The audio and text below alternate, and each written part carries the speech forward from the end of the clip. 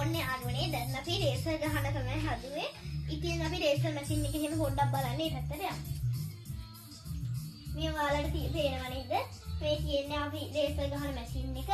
අපි ඉතින් මේ පොඩ්ඩක් විස්තර ටිකක් තාත්තගෙන් අහගන්න. තාත්තේ මේක ගැන පොඩ්ඩක් විස්තර ටිකක් කියන්න අපිට. මේ වෙන්නේ මේ අපි දැන් රේසර් අපි ගහන්නේ මොටරෝලා ජපාන් රේසර් ඔරිජිනල් රේසර්. එතකොට දැන් මේකෙන් රේසර් ගහනකොට කිසි හානියක් වෙන්නේ නැහැ රේසර් එක. ගොඩක් අය කරන් තට්ටුපත්තු දානවා. එතකොට කොයි රේසර් එක ගැහුවත් ජපාන් රේසර් එක නම් සවුත් වෙනවා. කල් පැවැත්ම අඩුයි.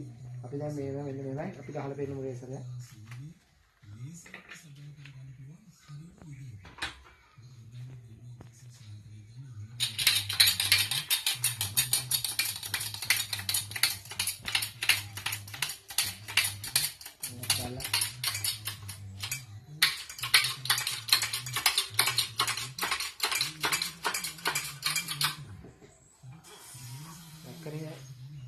දැක්කනේ නියමතම කැමැතියටම වැඩි කරනවා.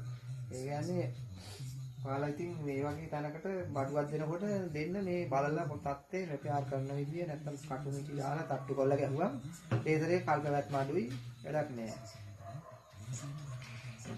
ඉතින් ඔයාලට හැවුණා නේද? ඉතින් අපි මේ වගේ කොලිටියට ඔයාලට මේ මෝටරේ රිපෙයාර් කරලා දෙනවා. ඉතින් මේ වගේ අලුත් වැඩක් එක්ක අපි තවත් වීඩියෝ එකකින් හමු වෙමු. මේ වීඩියෝ එක හොඳ නම් අපේ පේජ් එක ෆලෝ කරන්න, ෂෙයා පාරකුත් දාන්න. ඔය හැමෝටම බුදු සරණයි.